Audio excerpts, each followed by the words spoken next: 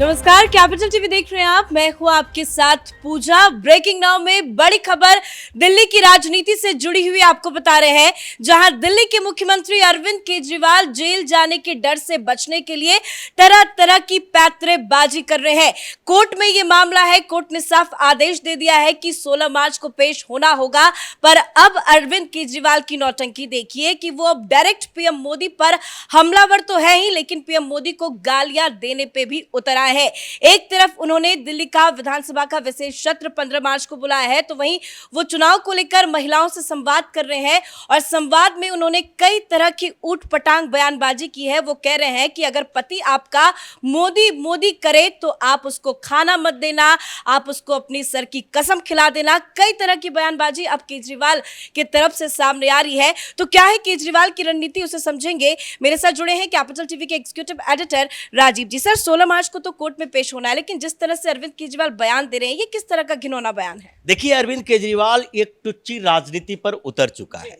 ये पहले भी ऐसी कस्में खिलाना और कस्में खाने का पूरा प्रायोजन करता रहता था। जब सरकार में आया, क्या कहा, हम कुछ नहीं लेने वाले हैं।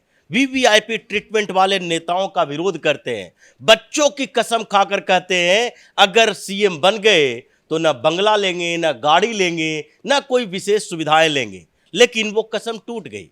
उस कसम का कोई फायदा नहीं हुआ। आखिरकार इनके बच्चे कैसे हैं जो इनके घर में घुसते ही पूछते क्यों नहीं है कि ये जो शीश महल बना कर रखे थे ये हमारी सर की कसम के बदौलत था। ये जिस तरीके से राजनीति कर रहा है कि विधानसभा के सत्र में क्या बोला अंदर विधानसभा के, क्योंकि ये पता है अरविंद केजरीवाल को कि विधानसभा के अंदर कोई भी बात हम बोलते हैं तो उसको कोर्ट में चैलेंज नहीं किया जा सकता है। इसलिए उसने बोला कि अगर भगवान श्री राम भी होते तो इस समय उनको भी ईडी और सीबीआई का नोटिस जाना। यानी कि ये भगवान श्री राम है अरविंद केजरीवाल, जो पूरी की पूरी आम आदमी पार्टी के सारे नेताओं को अपने कैद में करके और उससे उठपटांग बातें बुलवाता है। वही अरविंद केजरीवाल जो कि करोड़ों रुपया डकार गया शराब घोटाले का और पूछताछ के लिए सहयोग करने के लिए कहा जा रहा है, तो अलग अलग पैतरे दिखा रहा है, एक के बाद एक। मतलब अगर विधानसभा में इसको सत्र को आगे बढ़ाना था तो इसी सत्र को आगे बढ़ा लेता।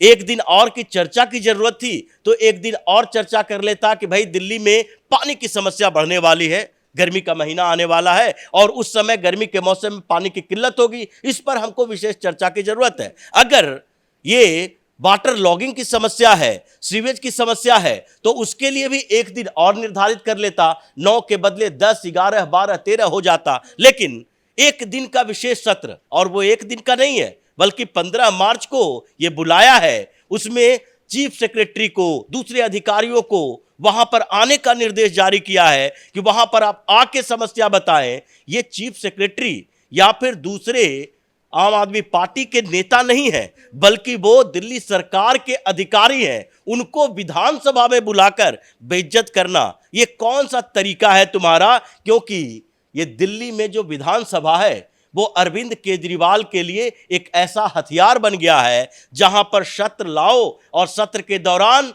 गंदी गंदी गालियां दो पीएम मोदी जैसे लोगों को। बिल्कुल, ये साफ समझ में आ रहा है कि कोई गंभीर विषय नहीं है जिसमें वो विधानसभा के सदन के अंदर चर्चा करना चाहते हैं। 16 मार्च को कोर्ट का आदेश है, पेश होना होगा राउज एवेन्यू कोर्ट में, लेकिन 15 तारीख को विधानसभा का एक दिन का विशेष सत्र, क्या आगे की क्या रणनीति होगी? क्यों केजरीवाल? देखिए, एक दिन का ये नहीं है, एक दिन तो घोषित है कि 15 मार्च को विशेष सत्र बुलाएंगे, लेकिन ये तो स्पीकर के ऊपर डिपेंड करता है कि 15 मार्च के सत्र के दौरान वो जो चर्चा होगी पानी की समस्या पर, चर्चा होगी सीवेज पर, और फिर ये जो अधिकारियों को बुलाया है वो अधिकारी आएंगे नहीं आएंगे। उसके बाद क्या होगा कि पहले मंत्री से बयान दिलवाया जाएगा, कुछ विधायकों से सवाल उठाया जाएगा जो पहले ही सवाल उठा चुके थे इसी सत्र के दौरान कि कैसे दिल्ली में उनके इलाके में पानी की समस्या पर सवाल उठ रहे हैं। अतिशी मरलेना बोलती है कि जल मंत्री हम हैं, हमारे पास 80 शिकायतें आ चुकी है,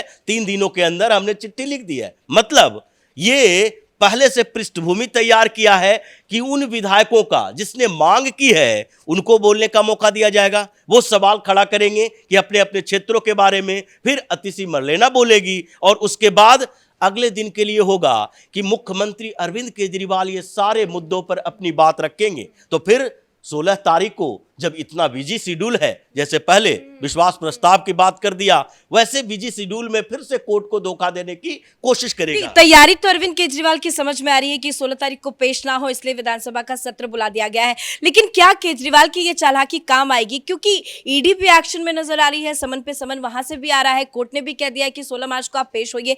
वैसे अरविंद केजरीवाल ने खुद कहा था कि मैं पेशी के लिए जाऊंगा, लेकिन क्या लगता है 16 मार्च को वो पेश होंगे या नहीं? देखिए, पेश 16 मार्च को कोर्ट में हो या ना हो, ये तो बहानेबाजी है। और जो कोर्ट में बैठे हुए जज हैं ये चालाकियां समझते हैं, लेकिन फिर भी उनके हाथ भी कानून से बंधे हुए हैं। ये जो कांग्रेसियों का कानून है, जो 60 सालों तक इस देश में चोर लुटेरों के फायदे के लिए काम करता रहा, उस कानून का इतना जल्दी बदलाव होना संभव नहीं है। इसलिए अरविंद केजरीवाल जो चतुर लोमड़ी है, ये पहले भी ऐसे ही चालाकी करता रहा है। राजनीति में आने के समय ये आईआरएस अधिकारी हैं, आईआरएस अधिकारी रहते हुए 2 साल का इसने एजुकेशन लीव लिया हायर एजुकेशन के लिए, आरटीआई पे काम करने के लिए ये अमेरिका गया, लॉबिंग की पूरी तरीके से कि कैसे आरटीआई के जरिए हिंदुस्तान को कमजोर किया जा सकता है। ये हिंदुस्तान को मजबूत करने के लिए आरटीआई का इस्तेमाल नहीं किया, बल्कि उन जंगलों एरिया में जहां आदिवासियों के साथ मेल मिलाप करके इन लोगों ने क्या किया, किसी सरकार के प्रोजेक्ट को अगर बाधित करना है तो वहां पर उन लोगों से आंदोलन करवाओ। ये सारी कॉन्स्पिरेसी अब धीरे धीरे सामने आ चुकी है। उसके बाद जब लौट के आया तो इसने रेजिग्नेशन दे दिया, जबकि सरकार उस समय कांग्रेस की थी। उसको सोचना चाहिए था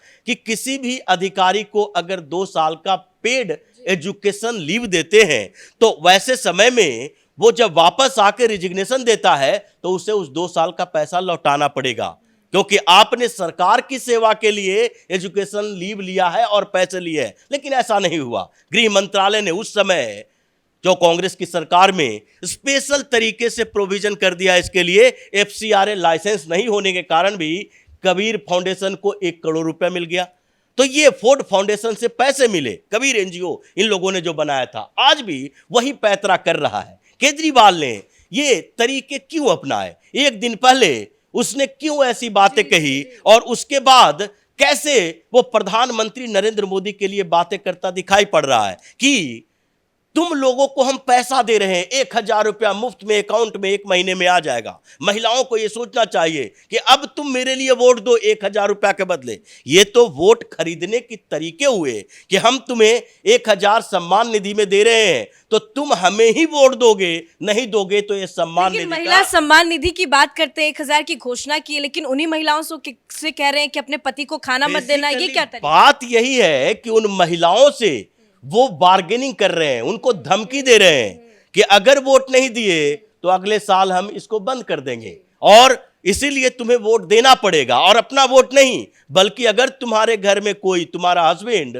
पीएम मोदी के बारे में कुछ बोलता है, उसको दबाओ, उस पर प्रेशर डालो, उसे खाना ना दो, उसे कस्में दिलवाओ। ये तरीके जो हैं इसीलिए हैं कि इन तरीकों से ये जो अलग अलग कैंपेनिंग कर रहा है, कल फिर से ईडी का समन आने वाला है। क्योंकि ये 16 मार्च के पहले ये 15 मार्च को विशेष सत्र बुलाना, ईडी को पता चल गया कि ये तरीके क्या है। इसलिए ईडी ने पहले कोर्ट में एक दरखास्त दिया, कोर्ट में कहा कि देखिए ये 16 मार्च को पेश नहीं होने वाला है और ये कॉन्स्पिरेसी कंटिन्यूअसली चल रही है। इस कॉन्स्पिरेसी के अंदर जो सबूत मिल रहे हैं वो यही दिख रहा है कि जितने इंटेरोगेशन हुए हैं वो सबके सीसीटीवी फुटेज मंगवाओ और उसके बाद क्या करो, उसके तरीके निकालो कि हमें जवाब क्या देना है ईडी से।